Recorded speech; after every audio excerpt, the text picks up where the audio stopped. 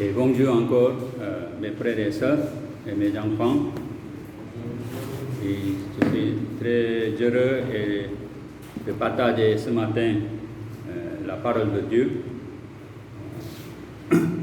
Ce message, j'ai déjà partagé une fois pendant le mois de mars à l'église du Visage Touma. J'ai choisi encore ce message pour vous encourager ces temps-ci. J'ai assisté le dimanche passé, le culte de dimanche. Aujourd'hui, comme on m'a dit qu'il n'y a pas de personne qui peut partager, aussi notre frère Papis, il était un peu souffrant la semaine passée. Et Bagué aussi, notre frère, il est en voyage. Pasteur Paul Luc, il est absent pendant 2 dimanches. Donc, le mois de juin, ça fait 3 dimanches, Pasteur Paul, il est absent. Une fois, il est à l'église Grand-Neuf. 2 dimanches, il est à Chiguenchou. Mais Dieu merci, pendant ce moment-là, j'ai une occasion de visiter ici à Dakar avec M. Soane et aussi Joshua. Je l'ai accompagné aussi pour régler les papiers de Mme Soane aussi, c'est-à-dire attestation, certificat de décès que je dois déposer à l'ambassade de Corée. Donc, par cette occasion, nous sommes venus ici à Dakar. Ça fait maintenant presque 2 semaines que nous sommes là, ici à Dakar. Ok, pourquoi lamentation? Le mot lamentation, c'est quoi? Lamentation. Lamenter, c'est-à-dire, ce que j'ai compris, c'est pleurer. Celui qui pleure ce matin, c'est Déborah, elle est en train de pleurer. Et pleurer, le mot pleurer, c'est lamenter aussi. Lamenter. Peut-être elle n'est pas contente. Et aussi, à cause de mécontentement, on pleure. Mais à cause de la tristesse aussi, on pleure. La tristesse. À cause de la perte aussi, on pleure. Il y a plusieurs situations, plusieurs événements. Il y a des moments de tristesse, moments de perte. Parce que pendant le mois de mars, nous avons perdu un frère, notre cher frère Domingo. Pendant le mois d'avril, nous avons perdu aussi la maman de Joshua. Voilà. Donc chaque mois, je dois préparer la cérémonie à Séjour, préparer aussi le cercueil, préparer aussi la cérémonie. Je dois déplacer aussi de Dakar à Séjour. J'ai assisté aussi à cette cérémonie. Mois de mars, mois d'avril. Aussi, il y a aussi le camp de la jeunesse, comme Stuart il connaît. Il y a certains aussi qui ont participé au camp de la jeunesse à Séjour. Vraiment, cette année, j'avais voyagé aussi mois de janvier jusqu'à février, pendant 1 mois et demi. Vraiment, j'étais très occupé cette année. Même je n'ai pas de temps pour réfléchir. Qu'est-ce qui s'est passé? C'est comme ça que j'étais passé. Dieu merci, Dieu m'a donné quelques repos ici à Dakar. Parce que à ces jours, après le Kaolack, Fatick, il fait très chaud. Jusqu'à présent, 40 degrés, 42 degrés quelquefois, avec la humidité aussi. Mais ici à Dakar, je pense qu'il y a la première fois la pluie était tombée un peu. Mais Dieu merci, il fait frais ici jusqu'à présent, ici à Dakar. Vous vivez ici dans le paradis, alors que nous vivons dans l'enfer. Comme chaque fois, Anisho il a dit, vous êtes à Dakar comme le paradis, nous sommes en enfer, dans la chaleur. Depuis la jeunesse, les enfants, ils sont là, ils devaient porter la difficulté. Même sans volonté aussi. On est né ici en Afrique, là-haut la chaleur est toujours là. La pauvreté est là. Les difficultés sont là. Depuis que vous êtes arrivé ici à Dakar, vous avez constaté plus de difficultés par rapport au village, n'est-ce pas?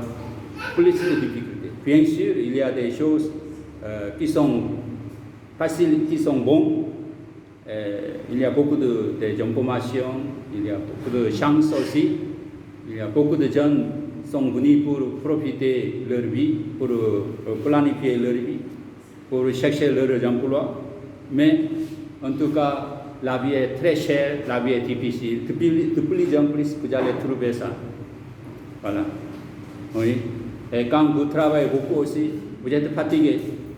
Vous voyez ici combien il y a la pollution par rapport au village. C'est pourquoi j'ai quitté de Dakar. Parce que ici, l'air est très, c'est très difficile à respirer ici à Dakar avec la pollution. Vous voyez. Mais heureusement, à côté de la mer, vous êtes à côté de la mer.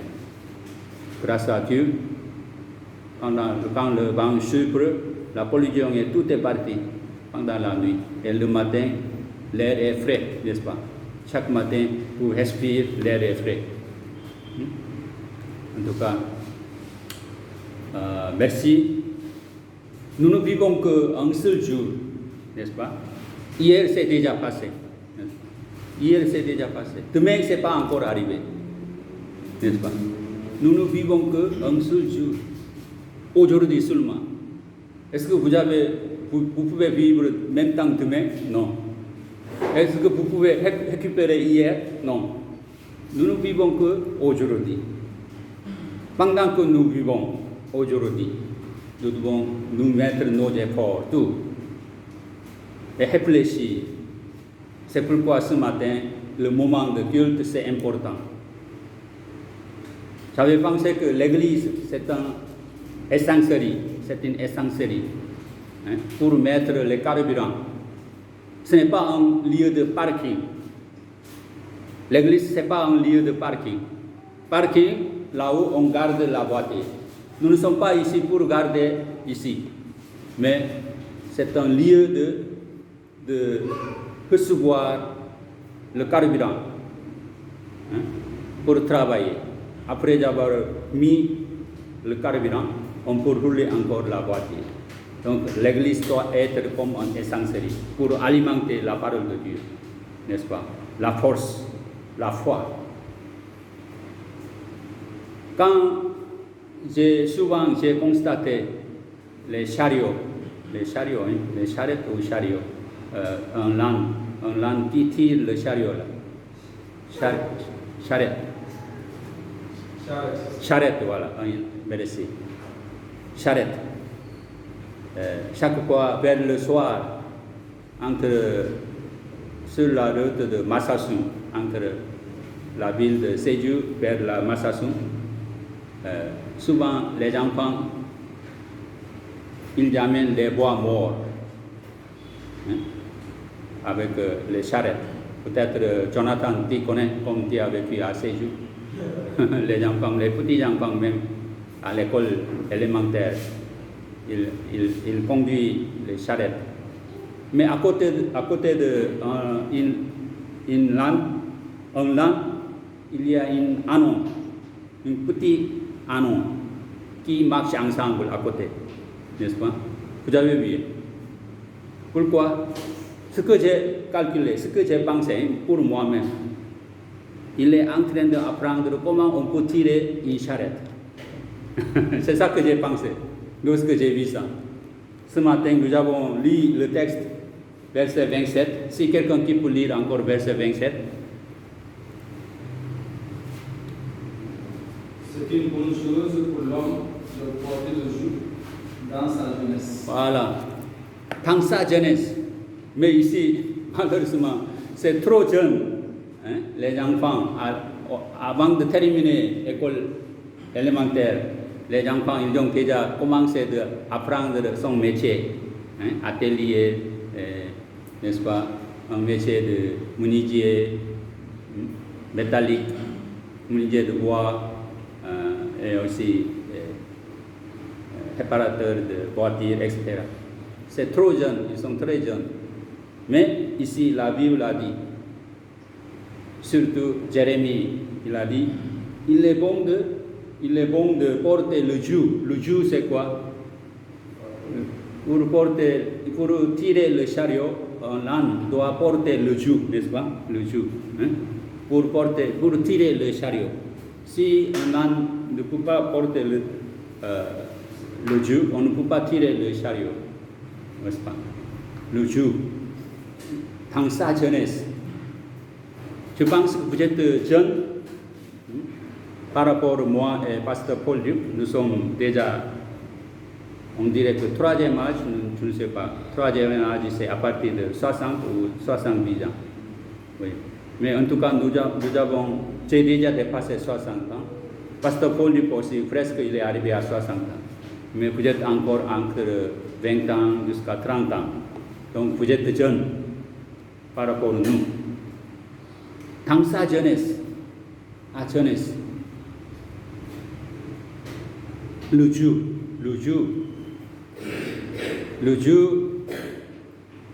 selon Genèse chapitre 3, verset 17, après avoir commis le péché, Adam et Ève, le péché original, Dieu leur a donné un joug, la peine. Ils devaient travailler durement pour avoir la nourriture, n'est-ce pas? Il faut suivre pour avoir la nourriture. Celui qui est né aussi dans un pays défavorable, comme ici en Afrique, depuis sa naissance, un enfant, il va constater les difficultés. La chaleur, la maladie, la pauvreté, etc. Il devait porter ce joug obligatoirement.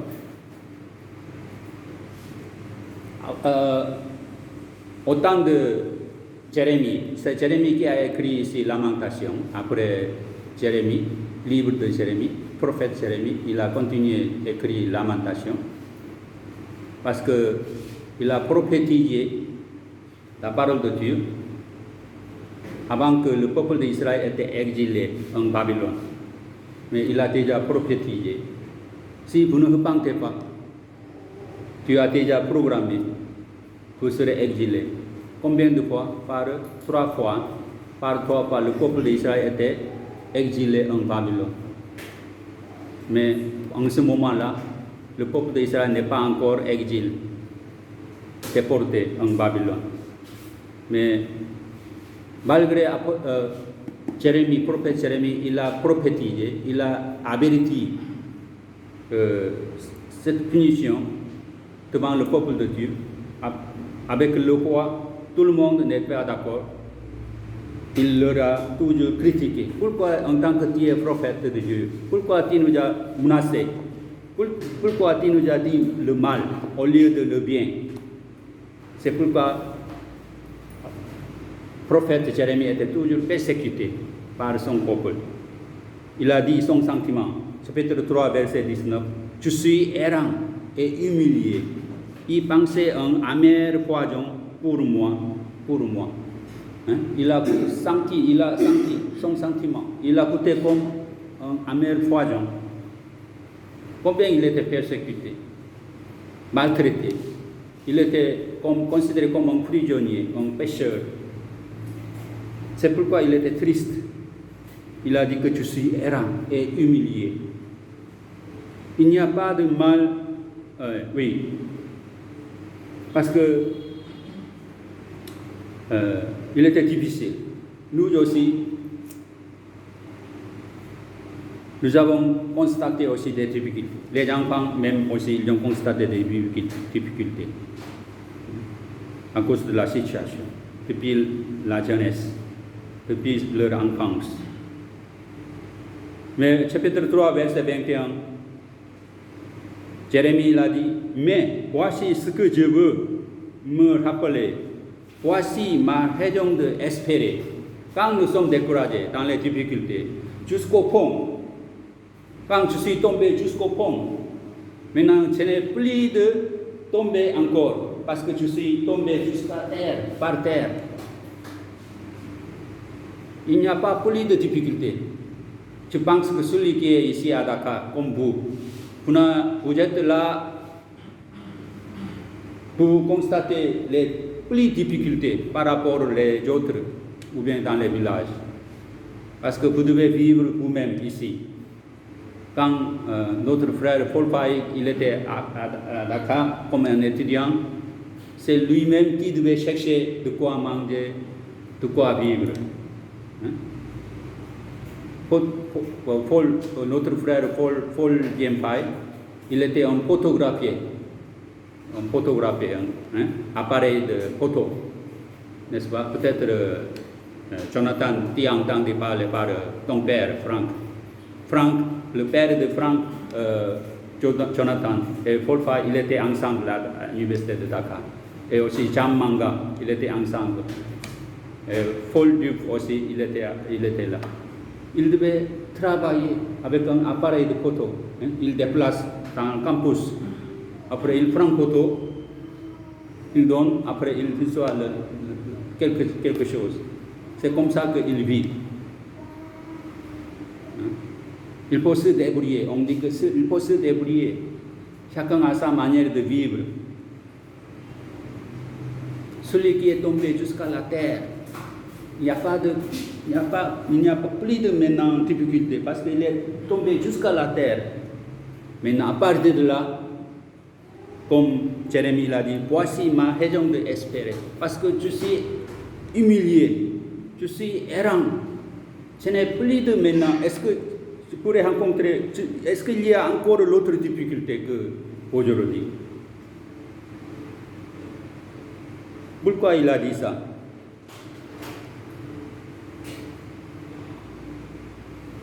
Jérémie, malgré il était dans la situation très difficile et humilié, mais à cause de la peine, à cause de la difficulté, il a trouvé un espoir.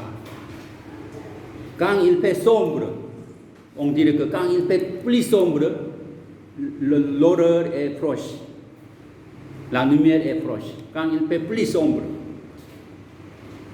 une raison d'espérer, à cause il a dit, pourquoi, verset 22, à cause de la bonté et l'amour du Seigneur, alléluia, à cause de la bonté et l'amour du Seigneur. Malgré la situation est difficile, malgré que je suis faible, mais à cause de la bonté, à cause de l'amour de Dieu, j'ai une raison de vivre, espérer. Quelle est votre raison de vivre ici? Qu'est-ce que vous comptez sur qui vous comptez votre vie, votre avenir? Quand vous êtes épuisé, votre force, quand vous sentez que ma capacité est faible, qu'est-ce que vous avez trouvé? En ce moment, comment vous pouvez remonter, se lever? C'est à cause de la bonté du Seigneur. Ici, la bonté, en hébreu, c'est hesed. Le mot, c'est hesed en hébreu. C'est ça la bonté, ou bien l'amour. Hesed, le mot hesed, ça veut dire l'amour sans cesse. Il n'y a pas de changement. La bonté, il n'y a pas de changement. L'amour entre l'homme et la femme, on peut changer. Il y a une limite. Mais la bonté que l'Éternel nous donne, il n'y a pas de limite. C'est ça le mot hesed en hébreu. Dieu n'a pas de fin. Sa bonté n'a pas de fin, n'a pas de limite. Tu es toujours près de nous, intervenir dans notre situation. Sa bonté, son amour sont toujours présents. C'est pourquoi Jérémie dit, le Seigneur est mon trésor. Alléluia. Quel est votre trésor? Quel est votre trésor? Jésus il a dit, Matthieu 6, 21, car ton cœur sera toujours là où tes richesses. Ton cœur, il est où? Ton cœur sera toujours là où sont tes richesses. Richesses, c'est-à-dire trésor. Où se trouve votre cœur? La famille est trésor. C'est pourquoi Dieu il est venu pour rendre visite à la famille. Son cœur, malgré il est là-bas, mais son cœur, ses pensées toujours là, ici, là où sa famille est présente. C'est l'Éternel qui est mon trésor. C'est pourquoi nos pensées doivent être toujours sur l'Éternel. Nous devons compter sur l'Éternel, parce que c'est lui qui est notre trésor. Nous sommes héritiers de l'Éternel. Nous sommes héritiers de... Parce que nous sommes les enfants de Dieu.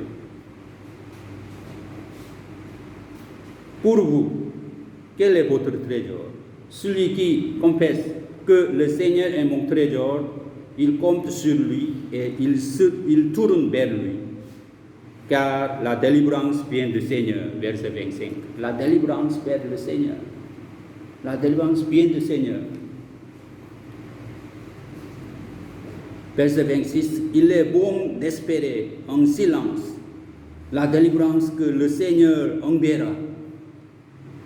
Maintenant, en attendant la délivrance du Seigneur, l'homme doit porter le joug de sa jeunesse. Vous êtes en train de porter le joug. Hein? Quand quelqu'un qui porte le joug, ça veut dire qu'il est en train d'apprendre, ou bien il est en train de travailler. Vous voyez un âne, un anon, les deux ensemble. Sa maman, elle est en train de tirer le chariot. Elle travaille. Son enfant petit, il est en train d'apprendre quelque chose. Vous êtes là pour apprendre quelque chose. Les frères qui sont déjà passés à Dakar, ils sont en train de travailler. N'est-ce pas? Nous devons porter. Mais aussi, on est en train de porter le joug. Soit apprendre quelque chose, ou bien soit travailler là où nous sommes. Toujours porter le joug de sa jeunesse. Celui qui a commencé tôt, il va récolter tôt. Celui qui a semé tôt, il va récolter tôt. Celui qui a semé beaucoup, il va récolter beaucoup. De sa jeunesse. C'est ça la vérité, n'est-ce pas? C'est ça la vie. Mais beaucoup de jeunes, ils ont oublié pendant sa jeunesse. Après le temps passe, c'est là-bas qu'ils regrettent, ils commencent à regretter. Verset 27. Oui. Verset 27. Toujours chapitre 3. Il est bon pour l'homme d'avoir c'est ça, de porter le joug dans sa jeunesse. Pourquoi? Car c'est le Seigneur lui impose une épreuve, c'est-à-dire le joug. C'est le Seigneur qui nous a imposé ce joug. Peut-être à cause de nos péchés, l'homme, depuis son enfance, il devait apprendre, il devait travailler, n'est-ce pas? À cause depuis le jardin d'Éden.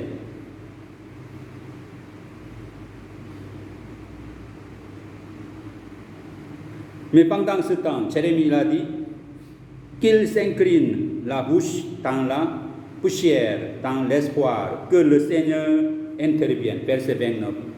Il faut toucher la poussière, c'est-à-dire humilier.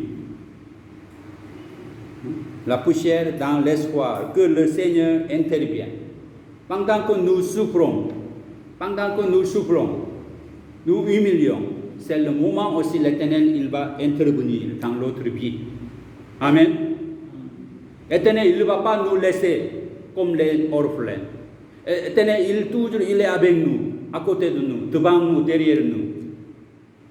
L'Éternel, il est toujours présent dans notre vie, dans notre famille, dans notre église. Il faut humilier devant l'Éternel, avec un espoir. Si quelqu'un qui n'a pas d'espoir, il n'y a pas de raison de vivre sur la terre. C'est pourquoi il se suicide, parce qu'il n'y a pas d'espoir. Chez nous, en Corée, il y a beaucoup de jeunes qui se suicident. Il y a beaucoup de vieux, qui se suicident.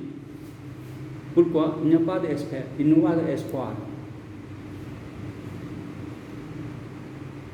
Matthieu chapitre 11, verset 28-30. Celui qui est fatigué, Jésus nous invite, celui qui est fatigué, n'est-ce pas? À cause de nos lourds fardeaux. Est-ce que vous sentez que votre travail, vos études, considérées comme un lourd fardeau? Lourd fardeau? Comme un joug. Hein? Si quelqu'un qui porte le joug, il a senti que mon fardeau est très lourd. Jésus nous invite. Qu'est-ce qu'il nous a dit?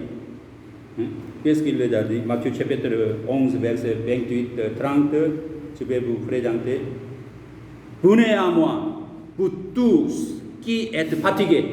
Nous sommes tous fatigués aujourd'hui, même les enfants, les adultes, à cause de la maladie, à cause de la pauvreté, à cause de la chaleur, à cause de le climat. Nous sommes fatigués. À cause de la politique, nous sommes fatigués. À cause de l'insécurité, nous sommes fatigués. À cause de la jalousie, la persécution, il y a beaucoup de choses qui nous menacent. Notre corps est fatigué. Nos pensées sont fatiguées. On ne le laisse pas. Il y a des publicités chaque fois. On est obligé de regarder. Sinon, il faut fermer les yeux pour ne pas regarder les publicités, n'est-ce pas? Quand on ouvre les yeux, on est obligé de regarder la publicité, n'est-ce pas? On est obligé de regarder les voitures dans la rue. C'est fatigant.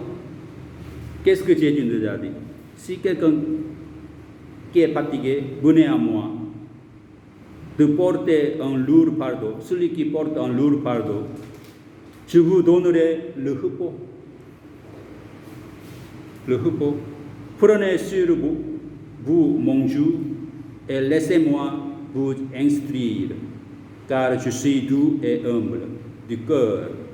Vous trouverez le repos pour vous-même.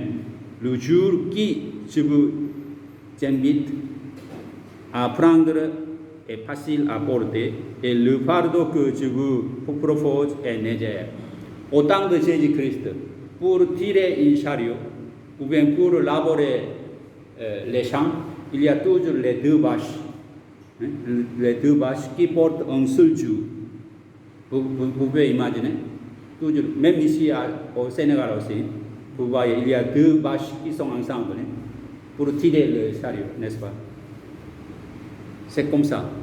Donc Jésus nous propose, vous qui êtes fatigué avec un lourd fardeau, pourquoi vous-même, vous voulez toujours tirer votre chariot vous-même? Il faut partager avec moi. Laissez-moi votre joug, votre lourd fardeau. On va porter ensemble avec moi. On va partager avec Jésus nos lourds fardeaux. Comme ça, on peut tirer ensemble. C'est plus facile. C'est pourquoi Jésus l'a dit. Mon joug est léger. C'est facile à porter. Si on partage ensemble avec l'autre Seigneur Jésus, c'est facile. C'est léger. C'est pourquoi Jésus nous a demandé, laissez-moi. Et Jésus il a dit, d'abord laissez l'autre joug, nous pardon à Jésus-Christ, pour partager ensemble, pour porter le même joug avec Jésus-Christ. Et Jésus nous a demandé encore, je vous instruire. Non seulement prenez sur vous mon joug et laissez-moi vous instruire. Qu'est-ce que Jésus veut nous instruire? Quelle leçon? Quel caractère? Ici, on peut trouver les caractères de Jésus. C'est quoi? Les caractères de Jésus. Je suis doux et humble, Jésus l'a dit. Car je suis doux et humble. Les caractères de Jésus sont quoi? Jésus est doux et humble, n'est-ce pas? C'est ça les caractères de Jésus.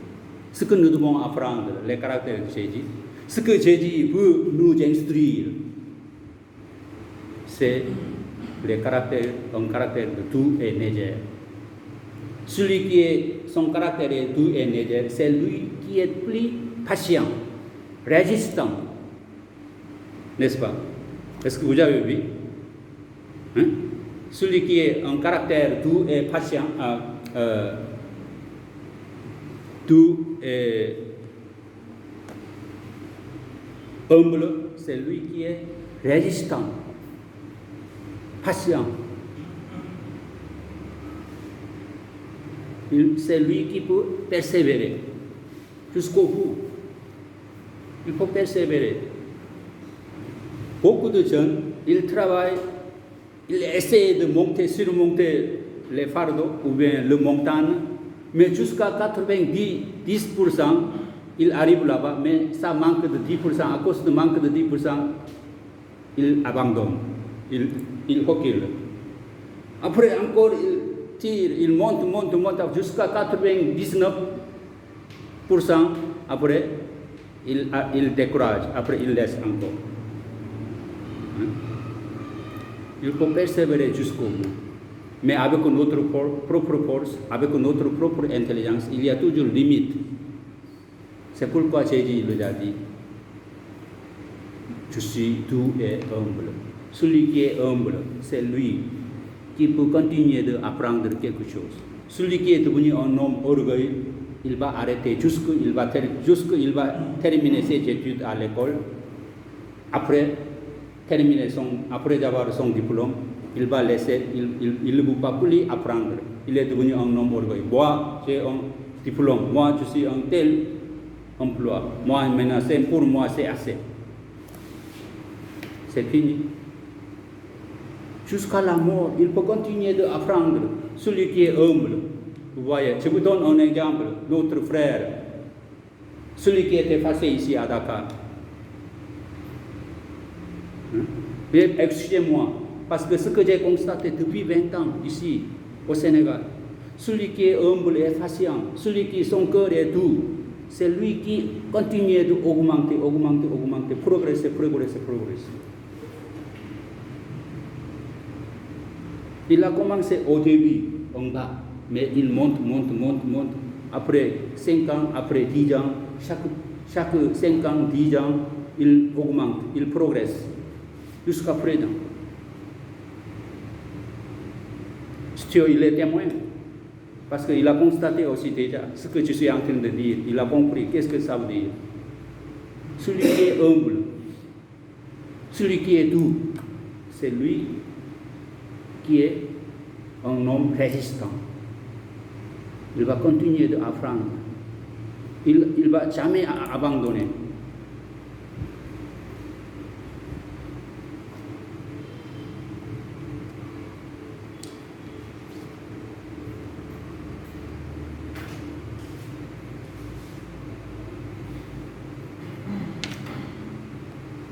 La conclusion.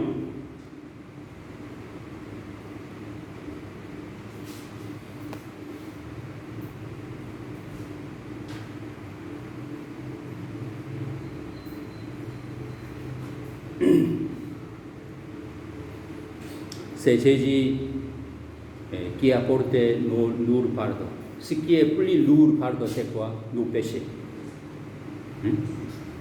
Le joug que nous portons pendant que sur la terre,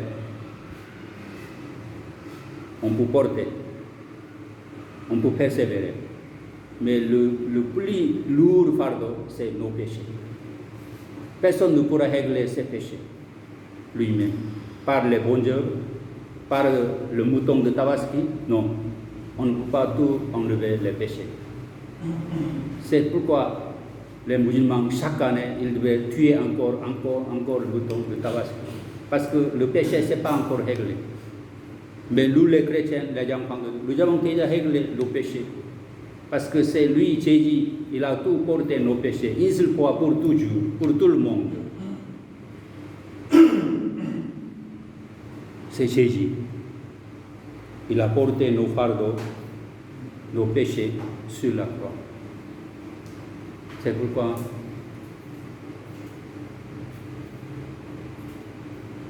c'est Jésus, il nous a rachetés. Il a dit, il nous a rachetés, payés. Jésus, il était comme un agneau de Dieu. C'est lui qui nous a remplacés. C'est lui qui a payé nos péchés. C'est pourquoi nous sommes sauvés. Nous avons la vie éternelle. Nous devons vivre pour le Seigneur, pour la gloire du Seigneur.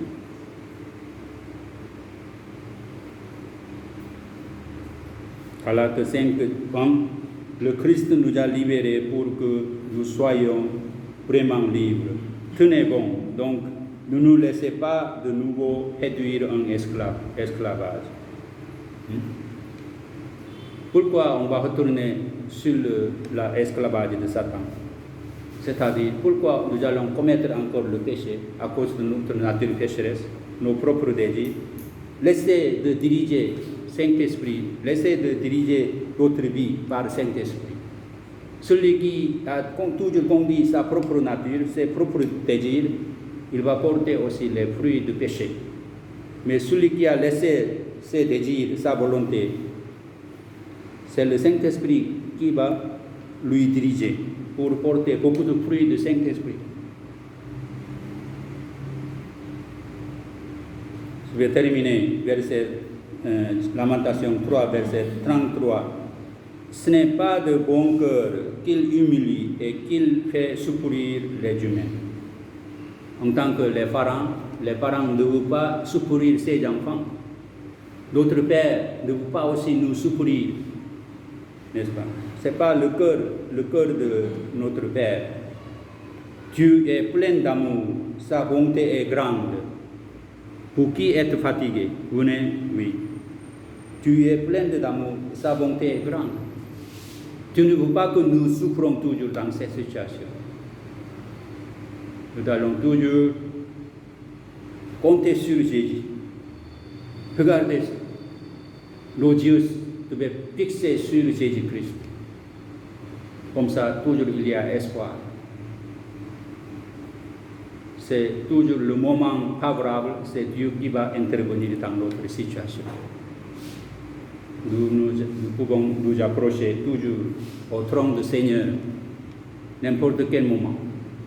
Même aujourd'hui, chaque jour, nous pouvons nous approcher au trône du Seigneur pour nous adresser notre situation. C'est ça notre privilège. Enfants de nous sommes les enfants de Dieu. Pendant que vous êtes jeunes, portez le Dieu. Apprendre aussi les caractères de Jésus, imiter les caractères de Jésus. Tout est humble. C'est comme ça que votre vie sera toujours progressée jusqu'à la mort. Que le Seigneur vous bénisse.